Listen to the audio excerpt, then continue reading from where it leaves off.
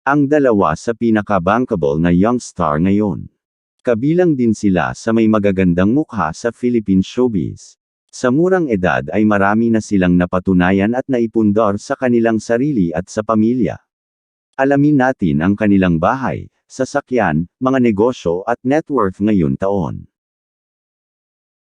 Siya si Jillian Ward, kilala sa pangalan na Jillian Ward. Ipinanganak siya noong February 23, 2005, sa Maynila, kina Elson Penzon at Filipino-American na ina na si Jennifer Ward Penzon. Nagtapos siya ng senior high school sa homeschool ng Asia Pacific sa Muntinlupa.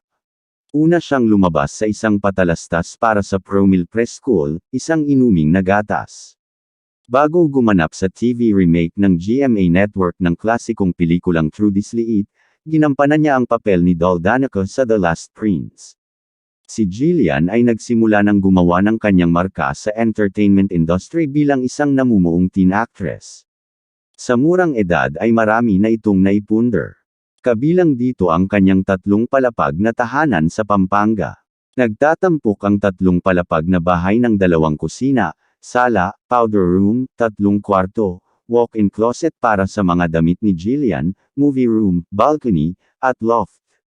Bago ang kanyang bahay sa Pampanga, mayroon na itong naunang bahay sa Quezon City na isang 2-story house na naipagawa niya noong 2012. Ipinakita niya rin ang kanyang kauna-unahan sports car, ang brand new Porsche na kulay itim. Hindi binanggit ni Jillian ang modelo ng kanyang Porsche, ngunit ang hanay ng presyo ng isang bago ay mula 5.9 na milyong piso hanggang 13 na milyong piso depende sa model. Si Jillian ay nagmamay-ari din ng isang bagong BMW, na binili niya noong November 2021, 4 na buwan lamang bago makakuha ng isang Porsche. May 2 pang sasakyan si Jillian na nakaparada sa garahe, ang Ford pickup truck ng pamilya at ang kanyang itim na taping van. Sa kabila ng pagiging busy sa showbiz schedule, nakakahanap pa rin ng oras si Jillian para makakuha ng ibang pagkakakitaan.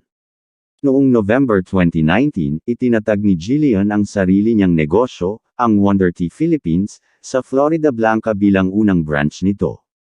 Sinundan ito ng Guagua, San Fernando at Porac bilang kanilang ikalawa, ikatlo at ika-4 na branches.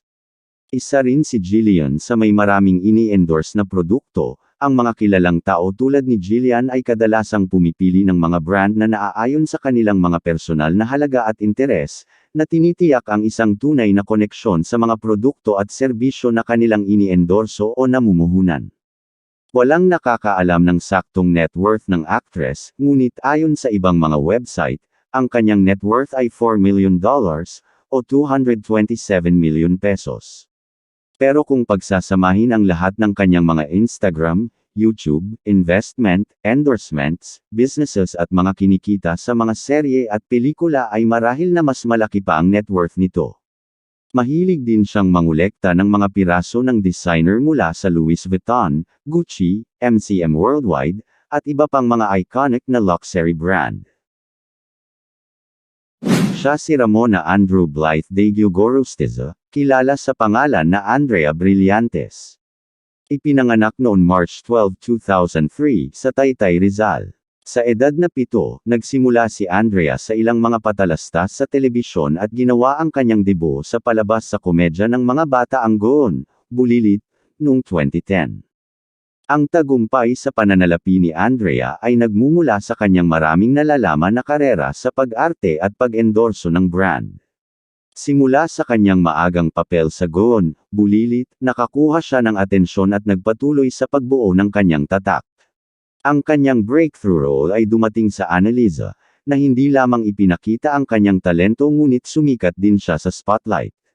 Bukod pa rito, ang kanyang pagganap bilang Marga Mondragon Bartolome sa Kaden ang Ginto ay umani ng napakalaking rating, na lalong nagpatibay sa kanyang katayuan bilang isang household name. Ibinahagi ni Andrea ang isang larawan ng bahay kasama ang kanyang anunsyo, na inihayag ang nakamamanghang terracotta orange shade na kanyang bagong bahay. Ang bahay ni Andrea ay may 3 palapag at 6 na silid at occupied ng kanyang lola, nanay, at mga kapatid. Pero ang buong 3rd floor ay nakalaan para lang sa kanya. Ang kanyang bahay ay 10 taon bago ito natapos noon 2021. Mahigit 2 taon mula nang makumplito ang pagtatayo ng kanilang bahay ng pamilya, naabot ni Andrea ang isa pang milestone sa kanyang pagkakaroon ng bagong tahanan.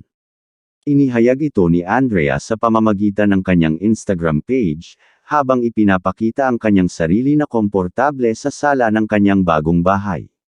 Meron din artista van si Andrea na isang Toyota Photon Tono. Ang van ay may 4 na lugar na nagbibigay ng espasyo para sa driver, upuan, glam, at pagtulog.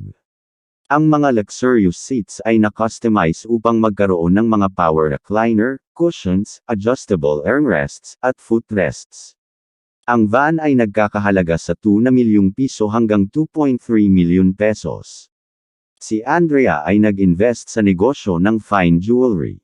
Siya ay nakakuha kamakailan ng 2.5 milyon pesos na halaga ng shares sa LVNA ni Drake Dustin, isang Filipino-owned luxury jewelry brand. Ang pinakabagong pakikipagsapalaran ni Andrea ay nagpapakita na alam niya na ang isang karera sa entertainment ay maaaring hindi magtatagal magpakailanman. Noong 2023, nag-launched siya ng negosyo ang Lucky Beauty. Dahil mahilig siya sa mga make-up, kaya ito ang kanyang gustong negosyo.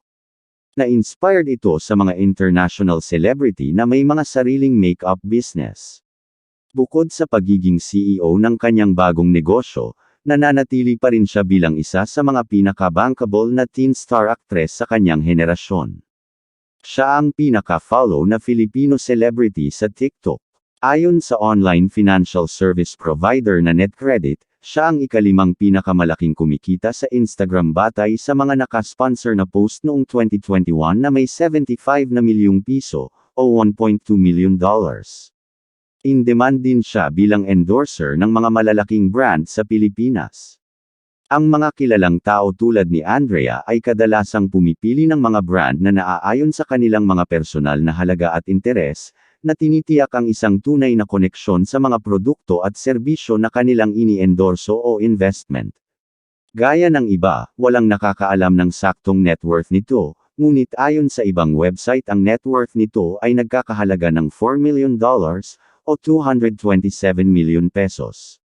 Pero mas malaki pa ito, kung pagsasamahin ang lahat ng kanyang mga kinikita sa TikTok, Instagram, YouTube, businesses, investments, commercials at iba pa.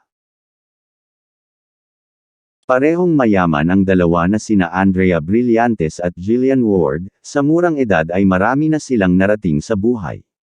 Ang kanilang proyekto sa pag-arte sa mga serye sa telebisyon at pelikula, nakakakuha sila ng malalaking halaga. Bukod pa rito, pinalalakas ng kanilang mga sponsorship ang kanilang mga kinikita. Kung mayroong mali o kulang sa mga nabanggit ay pwede niyo i-clarify sa comment section. Salamat.